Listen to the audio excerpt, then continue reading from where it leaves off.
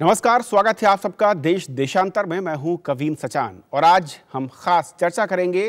पिछले कुछ समय में गैर राजनीतिक आंदोलन हुए हैं, न सिर्फ देश की राजधानी दिल्ली बल्कि देश के दूसरे अलग अलग हिस्सों में, और वो भी जनता से जुड़े मुद्दों को लेकर। कहा जा रहा है कि जनता खुद आंदोलन कर रही है, लेकिन सवाल ये है कि ऐसे आंदोलन कितने मजबूत हैं या फिर कितने कमजोर। साथ ही जानने की कोशिश करेंगे कि इनकी भूमिका क्या है और इनका भविष्य क्या है। और इस खास मुद्दे पर चर्चा करने के लिए हमारे साथ चार खास मेहमान आज जुड़ रहे हैं। हमारे साथ स्टूडियो में मौजूद हैं इस वक्त अभय कुमार दुबे जी, जो कि सीनियर फेलो हैं CSDS से। अभय जी, स्वागत है आपका। हमारे साथ विजय त्रिवेदी जी हैं, वरिष्ठ पत्रकार। विजय जी, बहुत बहुत स्वागत है। साथ ही साथ हमारे साथ हैं प्रोफेसर मृदुला मुखर्जी, जो कि हिस्टोरियन हैं। मृदुला जी, स्वागत है आपका। और हमारे साथ एक और खास मेहमान है अलका लांबा हैं, जो कि गो इंडिया फाउंडेशन से जुड़ी हुई हैं। अलका, स्वागत है आपका हमारे इस कार्यक्रम में।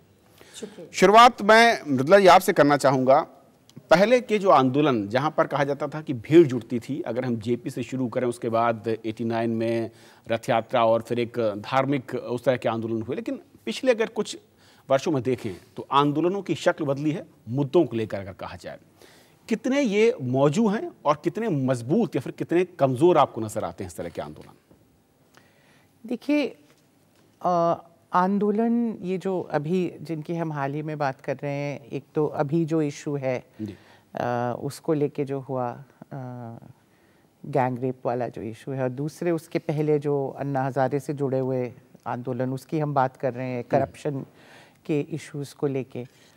मुझे ये लगता है कि इन आंदोलन ये जो हैं, इनका आगे क्या असर होगा और ये कहाँ तक आगे जाएंगे और इनकी शक्ल कैसी बनेगी, ये अभी हमें फ्यूचर में पता चलेगा। क्योंकि ऐसे कई बार ऐसे आंदोलन उठते हैं जो एक इशू को लेके, पर जब तक वो एक कोई मेन स्ट्रीम पॉलिटिकल प्रोसेस के साथ नहीं जुड़े होते, चाहे वो जितने भी सिंसियर हों, जितने भी वेल मोटिवेटेड हों, ये ज़रूरी नहीं है दो चीज़ें कि वो लास्ट कर पाएंगे, और ये भी ज़रूरी नहीं है कि उनका बहुत पावरफुल असर होगा पूरे सिस्टम पे। तो जहाँ पे बात इमोशन की है, जहाँ पे बात कमिटमेंट या सिंसियरिटी की है, वहाँ पे कोई कमी नहीं हम कह रहे हैं इनमें है। पर जहाँ पे इनका लॉन्ग टर्म इफेक्ट है, वो हमें देखना पड़ेगा कि ये पॉलिटिकल प्रोसेस जो पूरा है, आपने एक वर्ड यूज़ किया शुरू में, गैर राजनीतिक। ये शब्द मैं बहुत सुन रही हूँ आजकल चर्चा में। अंग्रेजी में पॉलिटिकल साइंस थियरिस्ट भी कुछ एक्स्ट्रा पॉलिटिक्स वर्ड यूज कर रहे हैं। मुझे समहाउ ये चीज़ ठीक नहीं लगती। ये सारा ही पॉलिटिक्स है, ये राजनीति का ही हिस्सा है। राजनीति कई तरह की होती है, पार्टियों की राजनीति होती है, जन आंदोलनों की राजनीति होती है, दोनों में हर समय लेन देन भी होता है। तो ये कोई दो अलग स्ट्रीम्स हम इनको मान के चलें, ये ठीक नहीं है। देखिए, आप नक्सल मूवमेंट ले लीजिए, उसको आप क्या कहेंगे? लोगों का आंदोलन कहेंगे या पॉलिटिकल आंदोलन कहेंगे? दोनों चीजें हैं। हमारा राष्ट्रीय आंदोलन है, पॉलिटिकल पार्टियां भी उसमें थी, कांग्रेस नहीं, अकाली पार्टी नहीं, सभी पार्टियां उसमें थी, कम्युनिस्ट पार्टी उसमें थी, पर लोग भी उसमें थे, कई स्पॉन्टेनियस मूवमेंट्स भी होते थे। मैंने इसलिए इस शब्द का इस्तेमाल किया था मतलब जी कि असल में जब भी कभी बड़े आंदोलन हुए आमतौर पर हिंदुस्तान में, तो वहां पर राजनीतिक एक सांचा है, उस सांचे के जरिए उन आंदोलनों को खड़ा किया गया। ये जरूरी नहीं है।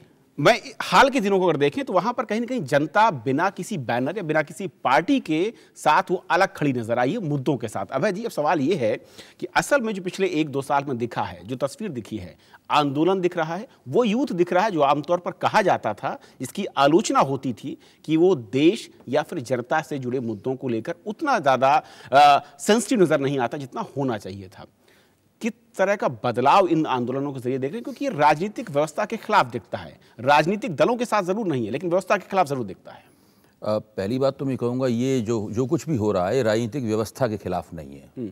ये मौजूदा राजनीतिक व्यवस्था में कुछ संशोधन की मांग कर रहा है, उस राजनीतिक व्यवस्था को थोड़ा सुधारने की मांग कर रहा है, और ये मांग कर रहा है कि जो लोगों के सरोकार हैं उसके प्रति ये व्यवस्था और अधिक संवेदनशील हो। पहली बात तो ये। दूसरी बात ये, मृदुला जी की इस बात से पूरी तरह सहमत हूँ, ये गैर राजनीतिक या अराजनीतिक या राजनीति से परे नहीं है, ये गैर दलीय राजनीति है। इसको ठीक से अगर परिभाषित करें, सूत्रीकरण करें, तो ये गैर दलीय राजनीति है। और इस गैर दलीय राजनीति का संस्थागत उदय जयप्रकाश नारायण का जो 70 के दशक का आंदोलन था वहाँ से हुआ था। और 80 के दशक में बहुत सारे पॉलिटिकल साइंटिस्ट ने, इसमें रजनी कोठारी और धीरूभाई शेठ प्रमुख थे, इसको एक गैर दलीय राजनीति के रूप में इसको सुपरिभाषित किया और इसका सिद्धांतीकरण भी किया। अब सवाल ये है, लेकिन कभी भी इस गैर दलीय राजनीति को जो हमारी दलीय प्रणाली है, यानी जो कांग्रेस, भारतीय जनता पार्टी और कम्युनिस्ट पार्टियां और दूसरी तमाम पार्टियां हैं, वो हमेशा इस गैर दलीय राजनीति को शक की निगाह से देखती रही। बाकायदा इन पार्टियों के मुखपत्रों में इस राजनीति के खिलाफ आर्टिकल छपे और उसमें कहा गया कि ये हमें कमजोर करने के लिए और राजनीति की दुनिया में हमारी साख को गिराने के लिए ही ये पूरा का पूरा उद्यम, राजनीतिक उद्यम शुरू हुआ है। लगातार इसकी उपेक्षा की गई और उस उपेक्षा का नतीजा ये निकला कि धीरे धीरे ये गैर दलीय राजनीति जो है वो एनजीओ ग्रुप्स तक सीमित रह गई और जो डेवलपमेंट की जो ग्लोबल पॉलिटिक्स है उस ग्लोबल पॉलिटिक्स में उलझ के रह गई।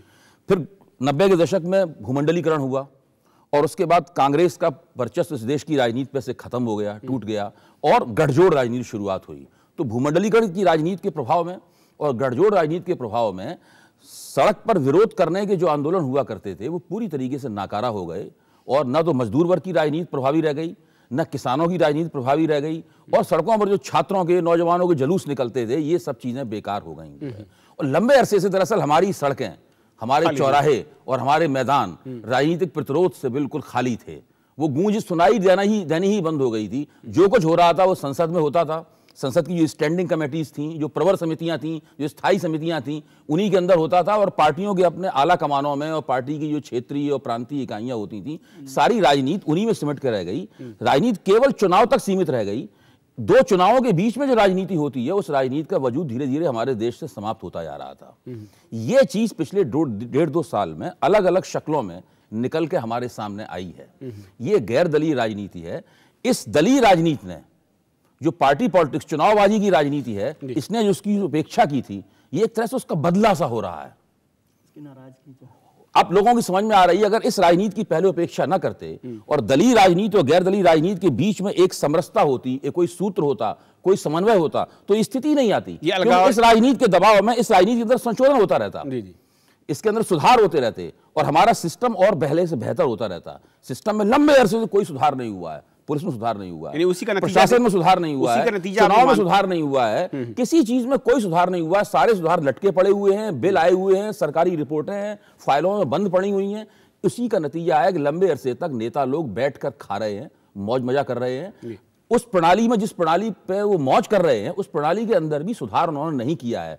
ये तमाम आंदोलन उसी की देन है। इन आंदोलनों के पीछे जो व्यवस्था में तमाम खामियां थी, जिसको लेकर लोगों में रोष था, वो एक उपज का बड़ा कारण है, बहुत बड़ा कारण। आपके पास लौटूं विजय जी, उससे पहले अलका, असल में एनजीओ को लेकर भी बात आती है और कहा जाता है कि जब इस तरह के आंदोलन जो हाल के दिनों में खड़े हुए, इसमें कई आंदोलनों में एनजीओ की भूमिका बड़ी मानी गई। लेकिन कुछ लोग ये भी मानते हैं कि असल में जो वहां पर जनता इकट्ठा हुई है, जो जनता सड़कों पर आई, वो असल में उन मुद्दों के साथ खुद को जोड़ कर देख रही थी या फिर कहीं ना कहीं उसके साथ जुड़ी हुई थी।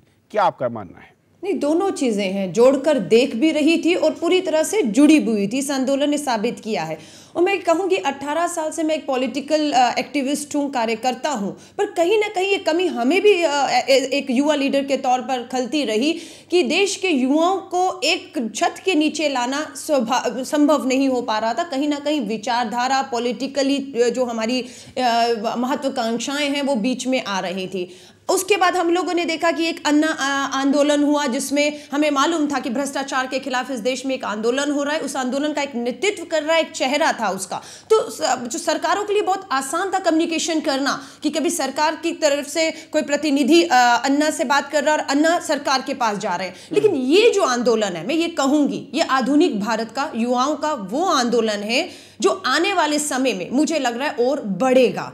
इसका नेता नहीं था, पर मुद्दों ने इस पूरी, मैं कहती हूँ, लोगों का, युवाओं का नेतृत्व किया। और वो ऐसा मुद्दा था जिसमें देश एक था, जिसमें कोई मतभेद नहीं था। और उसी को देखते हुए मुझे लगता है कि सरकारें भी गंभीर हुई, क्योंकि सरकार के सामने ये चुनौती जरूर आ रही थी कि जब सामने नेता होता है तो आप जाकर आसानी से बुलाते और बात करते, लेकिन यहाँ किसको बुलाएंगे? ये बड़ी चुनौती सरकार के सामने थी, क्योंकि आंदोलन छोटे छोटे ग्रुप में, मांग एक थी लेकिन बटा हुआ था। जिन लोगों को सरकार ने बुलाया भी, वापस आने के बाद उसकी स्वीकारता कितनी थी, अंदर उन्होंने क्या बात की, क्या बात नहीं की, तो वो सब चीजें से बाहर बैठा युवा नहीं जोड़ पाया। तो ये चुनौती सरकारों के लिए रहेगी जब इस तरह के आंदोलन होंगे। इसमें यही एक हल है कि सरकार की तरफ से ही या पार्टियों की तरफ से ही कोई प्रतिनिधि आके इस तरह के आंदोलनों से बात करे, क्योंकि यहां से आंदोलनकारियों से कोई वहां जाके बात करेगा, ये अब थोड़ा सा इस तरह के आंदोलनों में नामुमकिन दिख रहा है। और राजनीति को नकार नहीं सकते हो, राजनीति के आप खिलाफ हो सकते हैं, मुद्दों के राजनीति तरीकों के खिलाफ हो सकते हैं, पर जैसे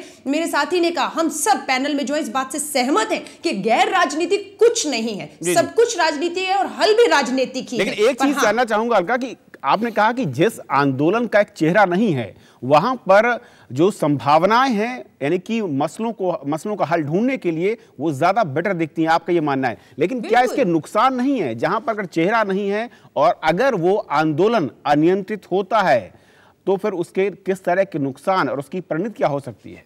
देखिए, नुकसान यही है कि जब सरकार की तरफ से कोशिशें की गई कि बात की जाए, पर यह समझ नहीं पाए कि बात की किससे जाए, क्योंकि आंदोलन टुकड़ियों में ये चुनौती रहेगी। और इसका समाधान सरकार को यही एक, मुझे जो लगता है सुझाव के तौर पर, कि कोई ना कोई प्रतिनिधि जिसपे सब लोग जिसपे एक विश्वास जता सके, क्योंकि इस आंदोलन में भी हम वो एक चेहरा एज ए एनजीओ में खुद प्रोटेस्ट में पहले दिन से शामिल थी और हम उस चेहरे के खोजते रहे जो आकर अपना विजय चौक या इंडिया गेट पर सबको एक करे, उनकी मांगे लिखित में ले जाकर सरकार के सामने रखे, और सरकार पर वो संभव नहीं हो पाया। ये चुनौती रहेगी हम सबके लिए। लेकिन मैं ये कहती हूं, ये बदलाव जो है, ये इंटरनेट और सोशल नेटवर्किंग साइट्स, और देश ही नहीं विदेश में बैठा भी युवा जो है इंटरनेट के थ्रू इस आंदोलन से जुड़ा हुआ था। तो ये एक नया चेहरा है आंदोलनों का। इस माध्यम जिसकी आपने बात की और उसके बदलाव की बात भी मैं करूंगा, उससे पहले जो बात हो रही कि असल में चेहरा अगर आंदोलन का है या फिर चेहरा नहीं है, तो फिर कौन सा आंदोलन ज्यादा बेहतर है लोकतंत्र के लिहाज से? विजय जी, दोनों चीज़ें महत्वपूर्ण हैं। चेहरा होना भी महत्वपूर्ण है और नहीं चेहरा होना भी महत्वपूर्ण है। कोई ऐसा बहुत बड़ा संकट मुझे नहीं लगता कि चेहरा नहीं हो तो आंदोलन का कोई बहुत बड़ा बिखराव होगा। जैसा इस आंदोलन को ही देख लें, जो गैंगरेप की घटना हुई, बलात्कार की जो सामूहिक घटना हुई, और पूरा देश भर के लोग जुड़कर आ गए, इस बार सड़कों पर आ गए, जंतर मंतर पर। इतनी भरी सर्दी में जब हम लोगों को स्टूडियो में बैठकर सर्दी लग रही हो, तो जंतर मंतर पर हजारों लोग मौजूद हैं और दिल्ली की सड़कों पर, देश भर की सड़कों पर मौजूद है, बिना किसी चेहरे के और बिना किसी मांग पत्र के, बिना किसी लीडरशिप के, बिना किसी पॉलिटिकल फोरम के। सरकार को झुकना पड़ा, सरकार को दबाव में आना पड़ा और उसको तय करना पड़ा कि जो कानून है, हमारे जो मौजूदा कानून है, उनमें बदलाव करना पड़ेगा। सरकार ने जस्टिस JS वर्मा की कमेटी बनाई, पैनल बनाया जो इस पर काम करेगा। तो इसलिए लीडरशिप जो होना बहुत महत्वपूर्ण है। उसका एक नुकसान अभी पिछले दिनों हुआ था, हमारे जब भ्रष्टाचार को लेकर आंदोलन हो रहा था तो जनता सारी की सारी उसमें भी उतर आई थी। फिर अन्ना वहाँ पर आए, फिर बाबा रामदेव आए, फिर अरविंद केजरीवाल आए और सरकार को चेहरे पसंद नहीं आए, नापसंदगी होती रही और एक दूसरे को सरकार जो है खिलाफ करती रही, उनके खिलाफ दबाव बनाती रही और फिर अपनी मर्जी का उसने काम किया लोकपाल बिल को बनाने का। लेकिन उसमें भी जन आंदोलन का दबाव था, जिसकी वजह से जो सरकार 50 साल से टाल रही थी भ्रष्टाचार के मामलों को दबाने के लिए, उसे लोकपाल बिल को एक शक्ल देनी पड़ी। जो महत्वपूर्ण बात थी, जो अभय जी कह रहे थे कि गैर दलीय राजनीति और दलीय राजनीति का वो चेहरा जो है वो असली झगड़े की जड़ है। पिछले दिनों भी हमने देखा जब भ्रष्टाचार के खिलाफ आंदोलन हो रहा था तो संसद में जो लोग यहाँ पर जंतर मंतर पर भी मंच पर आकर भाषण दे रहे थे, वो संसद में जाकर उन्हीं लोगों की आलोचना कर रहे थे और लगा कि पूरे संसद में जितने राजनीतिक दल हैं वो इस गैर दलीय आंदोलन के खिलाफ खड़े हो गए। उन्हें लगने लगा कि कहीं एक नई ताकत ना पैदा हो जाए जो राजनीतिक हमारी है, दलीय राजनीति जो है उसके खिलाफ खड़ी हो जाए। मुझे हैरानी इसलिए भी ज़्यादा है क्योंकि जो संसद में आज ज़्यादातर लोग बैठे हैं वो उसी तरह के गैर दलीय आंदोलन से, खासतौर से जेपी मूवमेंट से जुड़े हुए लोग हैं, जो 70s में उसकी उपज हैं। ये सारे के सारे लोगों में से ज़्यादातर लोग गैर दलीय आंदोलन की उपज के लोग हैं। लेकिन फिर उन्हें डर लगना हो सकता है कि उन्हें भी समझ आया कि उन्होंने एक गैर दलीय आंदोलन से एक राजनीतिक आंदोलन की शक्ल बदल दी थी उस वक्त, तो उन्हें उस नतीजे का जो एहसास है वो एक डर पैदा कर रहा था। तो गैर दलीय आंदोलन होने में कोई बुराई नहीं है और वैसे मैं राजनीतिक आंदोलनों का भी आलोचक नहीं हूँ। राजनीति हिंदुस्तान का या डेमोक्रेसी का एक बहुत मजबूत हिस्सा है, इसलिए राजनेताओं की आलोचना करना कोई रास्ता नहीं है। तो राजनीतिक आंदोलन भी चलेंगे और गैर दलीय आंदोलन भी चलेंगे, लेकिन राजनीतिक आंदोलनों वालों जो लोग बैठे हुए हैं, जो संसद के अंदर बैठे हैं, उन्हें डरना नहीं चाहिए और उन्हें उनकी मदद लेकर रास्ता सुधारना चाहिए। किसी दिन भी ये नारा जो है फिर चलेगा कि सिंहासन खाली करो जनता आती है, तो ये जो डर है वो संसद के अंदर जो हमारे राजनीतिक दल बैठे हुए हैं उन्हें लग रहा है। छोटे से ब्रेक पर जाना, लेकिन उससे पहले मृदुला जी आपका रिएक्शन। मैं ये कह रही थी कि आपने जो कहा जेपी मूवमेंट के बारे में कि गैर दलीय राजनीति थी, पर एक लीडर तो था। तो जहाँ पे आप कंपैरिजन कर रहे हैं वो मत भूल जाइए, जेपी उसके शुरू से ही रिकॉग्नाइज्ड एक लीडर, और वो उसकी एक तो बाकी चीजें उसमें बदलती रही, नीचे बहुत कुछ बदला। मैं अच्छा बुरा की बात नहीं कर रही हूँ, लेकिन क्या बिना फेस का आंदोलन ज्यादा संजीदा है, ज्यादा तेजी के साथ, ज्यादा संजीदगी के साथ जनता के मुद्दों मुझे नहीं लगता कि हम इस तरीके से रोमांटिसाइज कर सकते हैं कि सिर्फ इसलिए क्योंकि उसका कोई अभी तक रिकॉग्नाइज्ड फेस नहीं है या अभी तक कोई कॉमन ऑर्गेनाइजेशन, इसलिए वो ज्यादा सुपीरियर है। और जब भी ऑर्गेनाइजेशन आ जाए या लीडर आ जाए तो वो उसके लिए ये खराब है। ये तो एक तरह का मुझे लगता है कि इस तरह के कमेंट की जरूरत उसमें नहीं है। इस तरह की रोमांटिसाइजेशन, ये एक पॉपुलिस्ट टाइप की बात हो सकती है, लोगों को इस वक्त ये बात पसंद आएगी। देखिए मूड की बात है, बाद ये हफ्ता 2 हफ्ते पुरानी बात ही हो रही है ना। अभी जो जोश है लोगों के मन में, अभी जो सेंटिमेंट है, वहां पे इमोशन बहुत पावरफुल है। तो उसमें नेचुरली लोगों को ये जो उसमें हिस्सा ले रहे हैं खासकर, उनको ये सुनने में बहुत अच्छा लगेगा कि सारा कुछ तहस नहस हो जाएगा, सब कुछ एकदम बदल जाएगा तुम्हारी से। पर अगर थोड़ा भी हटके हम देखें तो हमें मालूम है कि बदलाव ऐसे नहीं आता। अगर इतनी आसानी से बदलाव दुनिया में आ जाता तो बहुत कुछ। ये जो बदलाव की बात है असल में, क्योंकि बदलाव के लिए एक धक्का और दो वाला मूवमेंट तो है, और बदलाव के लिए हम यहाँ पर ब्रेक के लिए रुकना होगा, लेकिन जो बदलाव की बात सामने आ रही, इसी बदलाव पर चर्चा होगी कि असल में इस तरह के जनता के आंदोलन बदलाव को किस हद तक कह सकते हैं कि आगे ले जाने में या फिर उसके करीब पहुंचने में सक्षम है, और क्या चुनौतियां उनकी हैं। ब्रेक के उस पार।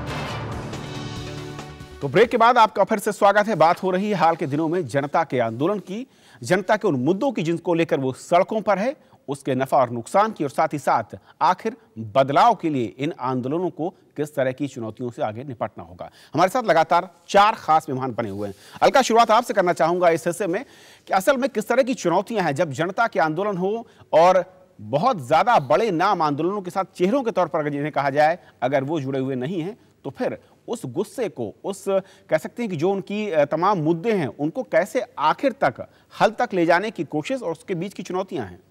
देखिए, मैं इसी आंदोलन को सामने रखकर बात करती हूँ। इस आंदोलन का कोई नेता नेतृत्व नहीं था, पर इसकी जो आवाज़ थी, इसकी जो मांगे थी, वो पूरी तरीके से सबको साफ साफ दिख रही थी कि क्या मांगे हैं। और सरकार ने उन मांगों को जो है पेन डाउन किया, और उन मांगों के ऊपर चाहे फास्ट ट्रैक कोर्ट की बात हो, कानून के प्रावधानों में बदलाव की बात हो, चाहे फांसी की मांग है, इस पर विचार करना शुरू किया, आयोग गठन किया। तो मुझे लग रहा है कि नेता नेतृत्व कागज लेकर नहीं गया, लेकिन काफी हद तक इस आंदोलन की क्या मांगे थी वो सब साफ जाहिर थी। और मुझे इसका भविष्य उज्जवल इसलिए दिख रहा है क्योंकि मैं नहीं मानती हूं कि ये नेतृत्व की वजह से आंदोलन कहीं भी फेल हुआ है, बहुत कामयाब रहा है। और आगे भी अगर ऐसा कहीं कुछ दूसरे मुद्दों के ऊपर जब कुछ आवाज उठेगी तो देश दोबारा से एक होगा। और फिर भी मुझे लगता है कि ऐसा नहीं होगा कि उस समय नेतृत्व नहीं होगा तो हमारा इस तरह के आंदोलन फेल हो जाएंगे। पर हां, मुझे यह भी उम्मीद बहुत है कि आने वाले समय में इस तरह के जब आंदोलन लगातार होते चले जाएंगे तो इन्हीं आंदोलनों के माध्यम से एक ऐसा चेहरा मुझे यकीन है जरूर मिलेगा जिस पे हर देश के युवाओं को एक विश्वास होगा, एक लीडरशिप उसमें होगी और एक विश्वास जागेगा कि हाँ, हमारी बात ये रख सकते हैं। क्योंकि कहीं ना कहीं अन्ना आंदोलन पे भी मैंने देखा कि नेतृत्व के ऊपर उंगलियां उठती रही, कहीं ना कहीं एक दूसरे के ऊपर भी आरोप प्रत्यारोप लगते हुए, और आंदोलन को इस देश के युवाओं ने गैर राजनीतिक, जिसे हम बार बार कह रहे हैं, बढ़ते हुए टूटते हुए देखा। तो मुझे लगता है कि ये आंदोलन जो है आज शायद चेहरा नहीं दे पा रहा, लेकिन आने वाले समय में मुझे लगता है बहुत युवा चेहरे, जिन्हें हम इस देश का युवा नेता, लीडर, असली मायनों में जिसे एक लीडरशिप कहा जाए, वो मिलेगा। ये मुझे यकीन जरूर है। अभय जी, अलका को यकीन है, लेकिन क्या आपको लगता है कि जो जनता या फिर जो युवा, न सिर्फ दिल्ली बल्कि मैं पूरे देश की अगर बात करूं, जो सड़कों पर है मुद्दों को लेकर, मुद्दा कोई भी हाल का मुद्दा से पहले कि करप्शन के मुद्दे की बात करें, वो असल में वाकई अब क्या कोई चेहरा चाहता भी है, या फिर वो चाहता कि नहीं हल होना चाहिए, वो मैं हल देखना चाहता हूं बल्कि चेहरे नहीं? देखिए, जो सड़कों पर लोग निकल के आते हैं और अपनी मर्जी से स्वतः स्फूर्त निकल के आते हैं, उन लोगों की निगाह में मौजूदा राजनीतिक पार्टियों की साख पूरी तरीके से समाप्त हो चुकी है। वो किसी भी पार्टी और उससे जुड़े हुए किसी भी नेता को जो अपने बीच में देखते हैं तो उनमें गुस्सा आता है और वो उनसे कहते हैं कि हम नहीं चाहते आपके साथ जुड़ना, आप अपना झंडा यहाँ से हटाइए। यहाँ तक कि जो आम आदमी पार्टी के लोग जब इस आंदोलन में दूसरे या तीसरे दिन गए, उनसे भी साफ तौर पर कहा गया, अरविंद केजरीवाल से दूसरे लोगों से कहा गया कि आप इसमें से आम आदमी पार्टी के रूप में मत आइए, वैसे आपका स्वागत है। और जब शीला दीक्षित गई, शीला दीक्षित को हूट किया गया। देखने की बात यह है कि दिल्ली में बहुत लंबे अरसे से चलती हुई कारों में बलात्कार हो रहे हैं, लगातार इस तरह की घटनाएं हो रही हैं। दिल्ली की एक महिला लगातार इतने 15-16 साल से मुख्यमंत्री है। अपने आप जो हमारा पॉलिटिकल क्लास है, हमारी जो प्रणाली है, उसने अपने आप कभी भी नहीं सोचा कि हमें इस घटना को रोकने के लिए कोई ऐसे कदम उठाए जाने चाहिए जिससे इस तरह की घटनाएं दोबारा ना हो। जब एक बहुत ही भीषण, भयानक, एक बहुत ही अमानवीय किस्म की घटना हुई और उसके बाद उसके ऊपर लोगों का हुजूम उमड़ा, तब ये लोग जागे। आप देखिए, कहीं भी किसी भी चौराहे पे 1000 आदमी इकट्ठे हो जाएं, सिर्फ 1000 आदमी, वो उस इलाके के नेताओं को साफ सूंघा देने के लिए काफ़ी हैं। ये लोग फौरन दौड़कर अपने अपने बंगलों में घुस जाते हैं, छुप जाते हैं। इनकी समझ में नहीं आता कि इन लोगों का आप क्या करें। ये 1000, 500, 2000 लोग इकट्ठे हो गए, इनका आप क्या करें, इनको वहाँ से भगाएं कैसे। हम जाएंगे, हमारा नेतृत्व स्वीकार नहीं करेंगे, खुद उनमें इतनी हिम्मत है नहीं, तो ये सब लोग शासक हैं, जो विजय जी कोई नेता नहीं डर है जनता के साथ जुड़ने का, उनके साथ खड़े होने का, संवाद करने का। इन लोगों की जो आत्म छवि है नेताओं की, हुक्मरान की है। ये लोग शासक हैं, इन लोगों में नेता की छवि नहीं है। इन लोगों में वो हिम्मत नहीं है जो खड़े होकर पब्लिक के सामने जाएं और कहें कि हम आपको रिप्रेजेंट करते हैं, हम आपकी नुमाइंदगी करते हैं, हम आपकी आवाज, हम आप ही के बीच के हैं और आप हमसे नाराज हैं तो हम अपनी नाराजगी आप निकाल लीजिए हमसे। हम आपसे बात करने में, संवाद स्थापित करने को तैयार है। कोई नेता जो अपने आप को युवा हृदय सम्राट कहते हैं, जो अपने आप को मजदूर हृदय सम्राट कहते हैं, जो हिंदू हृदय सम्राट कहते हैं, जो किसान हृदय सम्राट कहते हैं, कोई नहीं गया। किसी ने खड़े होकर दावेदारी के साथ नहीं कहा कि हम आपके साथ। बड़ी दूरी नजर आ रही है जिसका रोष दिख रहा है। जो सुपरिभाषित अर्थों में नेता हैं और पार्टियां हैं, उनमें ना जनता का विश्वास रहा है, ना उनमें इतनी दम रही है कि वो उनका नेतृत्व करने के लिए आगे। लेकिन जो आंदोलन है, क्या वाकई ये असल मुकाम तक पहुंचा पाएंगे मुद्दों को या उसके हल को लेकर? देखिए, पहला सवाल जो अभय जी उठा रहे हैं, अलका उठा रही है, वो महत्वपूर्ण है कि एक तो जो बिना नेतृत्व के जो आंदोलन चल रहा है, उसकी वजह यह है कि हमारा जो नेतृत्व है उसकी विश्वसनीयता खत्म हो गई है। जो बात बार बार कर रहे हैं कि जितने तरह के हृदय सम्राट हैं उनमें से कोई नजर नहीं आया, और वो नजर इसलिए नहीं आया क्योंकि उनकी हिम्मत ही नहीं है जनता के सामने जाने की। तो नेतृत्व से हम लोगों को इतनी चिढ़ हो गई है नाम से, नेता के नाम से, कि हम बिना नेता के आंदोलन चला रहे हैं। पहली बात यह है, तो बिना नेता के आंदोलन चलेगा। और जिस मुकाम पर पहुंचने का मतलब, जैसे मृदुला जी कह रही हैं, जरूरी नहीं है कि हो सकता है ये लॉन्ग लास्ट करे, लेकिन उसने एक सीढ़ी कामयाबी की हासिल की है कि सरकार इस दबाव में आई है कि जो पूरे कानून है हमारे बलात्कार को लेकर, महिला अपराधों को लेकर, उस पर गंभीरता से सोचना शुरू किया। और मुझे नहीं लगता कि किसी सरकार की हिम्मत होगी कि बजट सेशन में इस बिल को पास नहीं करे। तो ये उसकी एक बड़ी कामयाबी है। लेकिन नेतृत्व वाले आंदोलन भी फेल होते रहे। जैसे पहले जो भ्रष्टाचार के खिलाफ आंदोलन हुआ, तो अन्ना और अरविंद केजरीवाल की छवि आज आपको वैसी नहीं दिखाई देती। आज उनकी एक्सेप्टेंस वैसी नहीं है जो पिछले आंदोलन में थी, या बाबा रामदेव की जो थी। लेकिन महत्वपूर्ण बात है, युवाओं का जो पूरा भीड़ जो है हमारी, जो देश भर में उतर रही है, उसमें एक महत्वपूर्ण काम जो है वो टेक्नोलॉजी ने भी किया है।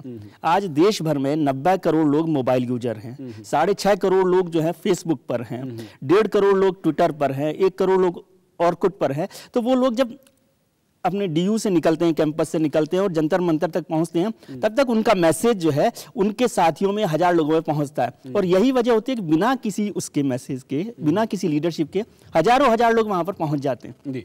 तो कम्युनिकेशन में टेक्नोलॉजी ने भी बहुत महत्वपूर्ण उसमें योगदान दिया और पूरी दुनिया भर में भी लोग उसको सपोर्ट कर रहे हैं। तो फेसबुक को, ट्विटर अकाउंट को, ऑर्कुट को, उन लोगों ने भी उसमें किया है। और उसके बाद हमें एक लीडरशिप की जरूरत नहीं है, हम अपने विचारों के साथ, अपनी जो एनर्जी है उसके माध्यम है जो कि इन आंदोलनों को मजबूत कर रहे हैं, फिर लोगों को प्रेरित कर रहे हैं। जी अलका, आप कुछ कहना चाह रही हैं?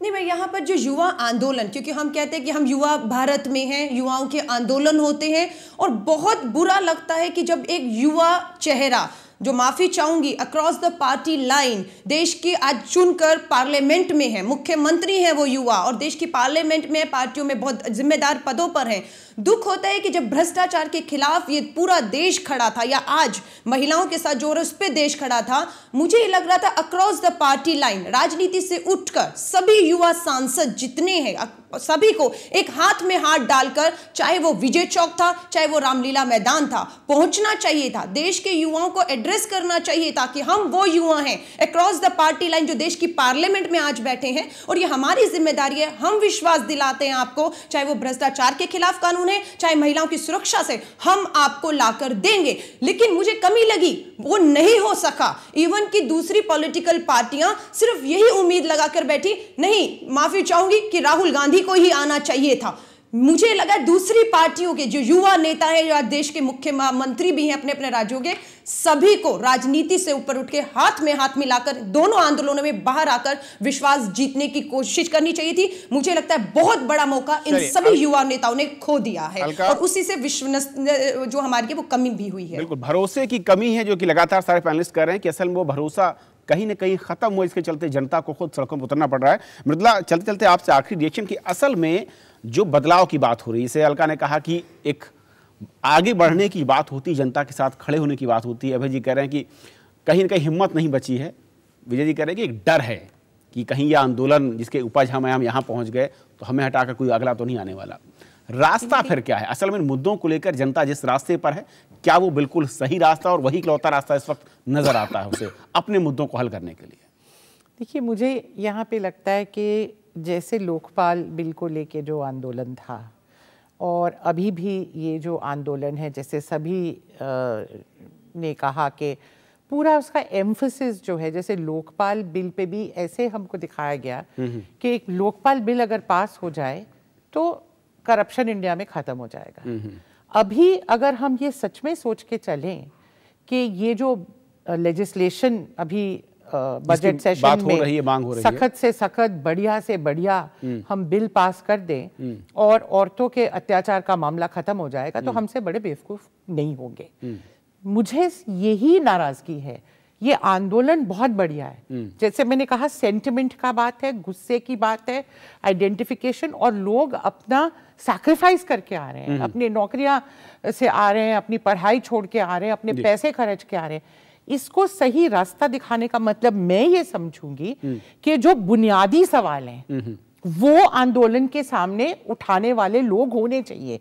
वो जरूरी नहीं है कि स्पॉन्टेनियसली यूथ में से आएगा, इसीलिए लीडरशिप की जरूरत होती है। एक मैच्योर और फार विजनरी लीडरशिप का मतलब यही होता है जो ये कहे कि देखिए, ये जो गुस्सा हमें है, ये जो दुख हमें है, ये तब सिरे लगेगा जब हम पूरे ढांचे को बदलने की बात करेंगे। एक लेजिस्लेशन से वो जितना भी आप बढ़िया लेजिस्लेशन बना लीजिए, फिर इम्प्लीमेंटेशन की नहीं। और मैं माइंडसेट की बात करूंगी। आज हमारे यहाँ जेएनयू में ही डिस्कशन हो रहा था इस मुद्दे के ऊपर, तो लोगों ने बात करी, पाठ्यक्रम की बात करिए, घरों के अंदर बर्ताव की बात करिए, फिटिसाइड की बात, हर एक चीज को जोड़िए इस रेप के साथ। ये जो ढांचा हमारा है उसको हम क्वेश्चन नहीं। देखिए, नेताओं पे उंगली उठाना और बहुत आसान वक्त की कमी, लेकिन मैं समझ रहा हूं जो तमाम ओवरऑल सिनेरियो है उसे समझना होगा, उसे बदलने की बात करनी होगी। किसी एक इंस्ट्रूमेंट के बदलने से अगर हल मिले तो शायद ये मुमकिन नहीं है, जो कि एक फास्ट आइटम की बात हो रही है, जैसे कि हम कहते हैं 2 मिनट सिस्टम या फिर सॉल्यूशन, उसकी तरफ न जाकर हमें एक विस्तृत जो दायरा है उसको बदलने के बारे में सोचना होगा, कानून के साथ हमारी सोच और समाज की सोच को। बहुत शुक्रिया सर, आप सभी मेहमानों का चर्चा में शामिल होने के लिए। बहुत शुक्रिया अलका आपका भी इस कार्यक्रम में शामिल होने के लिए। तो फिलहाल आज की इस चर्चा में इतना ही। वक्त ब्रेक का है, चलता रहेगा खबरों का सिलसिला। बने रहिए आप राज्यसभा टीवी के साथ।